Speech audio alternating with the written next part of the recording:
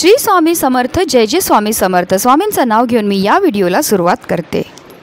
दरवर्षी श्रावण महिन्यात पुत्रदा एकादशीचा उपवास हा केला जातो। पंचांगानुसार श्रावण महिन्यातील शुक्ल पक्षातील एकादशी तिथीला पुत्रदा एकादशीचे व्रत हे केलं जातं।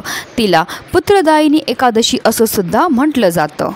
श्रावण महिन्यातील शुक्ल पक्षातील एकादशी तिथी 15 ऑगस्ट रोजी सकाळी 10:26 सुरू होईल।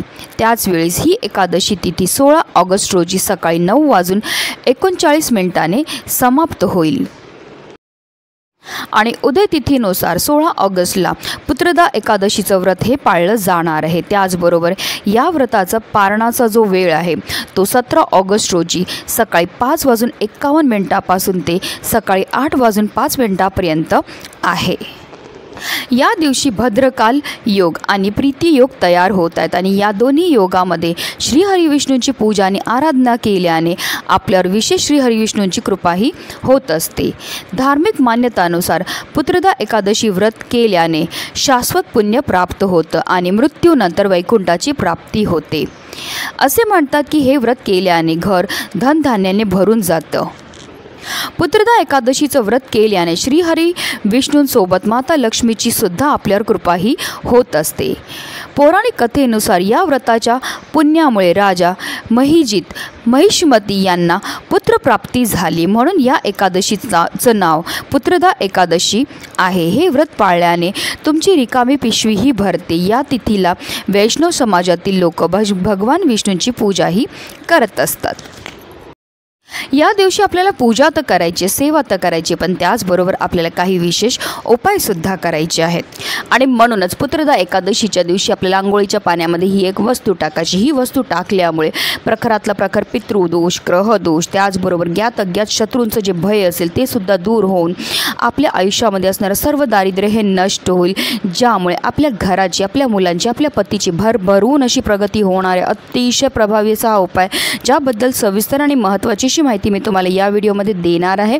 तर व्हिडिओ पूर्ण पहा आणि जर चॅनलवर नवीन असतील तर चॅनलला सबस्क्राईब करा आणि शेजारी बेल आयकॉन सुद्धा प्रेस करा। अशा काही तिथी असतात जसं की अमावास्या, पौर्णिमा, एकादशी, त्याचबरोबर चतुर्थी। या तिथींना पवित्र नद्यांमध्ये स्नान करण्याला विशेष महत्त्व हे दिलं जातं। हे स्नान केल्यामुळे आपल्याकडनं झालेल्या कळत नकळत पापांपासून आपल्याला मुक्तताही मिळत असते। म्हणून जर तुम्हाला शक्य झालं तर आवर्जून तीर्थक्षेत्री जाऊन स्नान करा। पण हल्लीच्या धावपळीच्या जीवनामध्ये प्रत्येकालाच तीर्थक्षेत्री जाऊन स्नान करणं शक्य नसतं आणि म्हणूनच आपल्याला घरच्या घरी आंघोळीच्या पाण्यामध्ये ह्या काही वस्तू टाकायच्या आणि त्याने आपल्याला स्नान करायची आहे। ही स्नान केल्यामुळे आपल्याकडनं झालेल्या कळत नकळत पापांपासून आपल्याला मुक्तता तर मिळते, पण त्याचबरोबर आपल्यावर अखंड श्री हरिविष्णू आणि माता लक्ष्मीची कृपाही होत असते।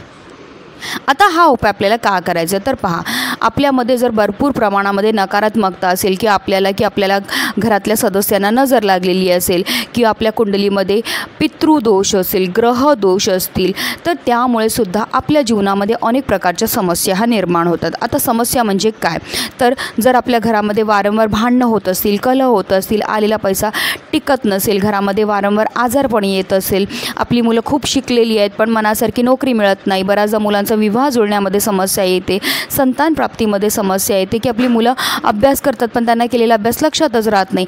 तर अशा प्रकारच्या समस्या का निर्माण होतात तर त्या निर्माण होतात आपल्यामध्ये असणाऱ्या दोषांमुळे। आणि म्हणूनच अशा विशेष तिथीला जे आपण काही विशेष उपाय करतो तर त्यामुळे आपल्याला या दोषांपासून मुक्तता हे मिळण्यामध्ये मदत मिळत असते। आणि म्हणूनच आपल्याला पुत्रदा एकादशीच्या दिवशी ब्रह्ममुहूर्तावर उठायचं। ब्रह्ममुहूर्तावर उठल्यावर अंथरुणामध्येच आपल्याला श्री हरिविष्णूंचं स्मरण करायचं। ओम नमो भगवते वासुदेवाय नमः या मंत्राचा जप करून दिवसाची सुरुवात ही करायची आहे आणि आंघोळीला पाणी काढायचं आणि आंघोळीच्या पाण्यामध्ये सर्वात पहिली वस्तू जी आपल्याला टाकायची ते म्हणजे गंगाजल।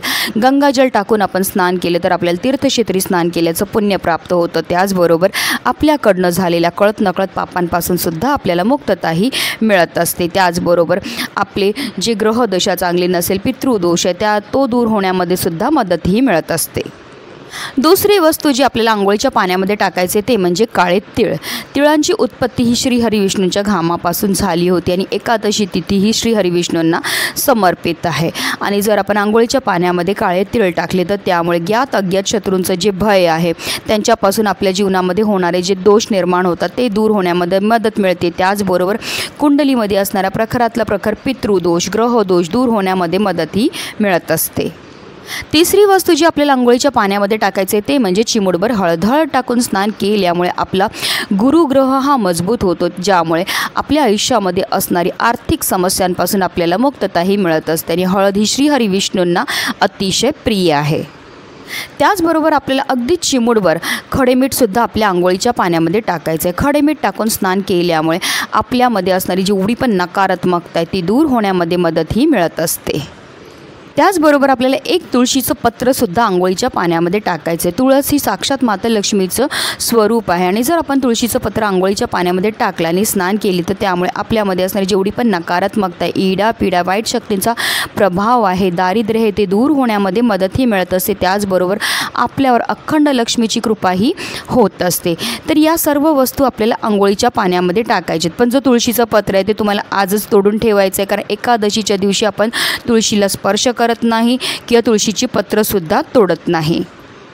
तर या सर्व वस्तू आपल्याला आंघोळीच्या पाण्यामध्ये टाकायची आणि त्याने आपल्याला स्नानही करायचे. पण बऱ्याचदा लोक चुकीच्या पद्धतीने स्नान करतात, त्यामुळे सुद्धा केलेल्या उपायाचं त्यांना कोणतंही शुभफळ प्राप्त होत नाही. तर आपल्याला काय करायचं, सर्वप्रथम एक मग पाणी आपल्या उजव्या खांद्यावर टाकायचं आहे, एक मग पाणी आपल्या डाव्या खांद्यावर टाकायचं आहे. त्यानंतर आपल्याला संपूर्ण स्नानही करायचे आहे. स्नान करताना आपल्याला निरंतर ओम नमो भगवते वासुदेवाय नमः या मंत्राचा जप हा करायचा आहे. जेव्हा आपण आंघोळीच्या पाण्यामध्ये ह्या सर्व वस्तू टाकतो त्याचबरोबर मंत्राचा जप करतो, त्यामुळे आपल्या तनाबरोबर आपल्या मनाची सुद्धा शुद्धीही होत असते आणि पवित्र तनाने आणि पवित्र मनाने केलेल्या प्रत्येक कार्यामध्ये आपल्याला 100% यश हे प्राप्त होत असतं.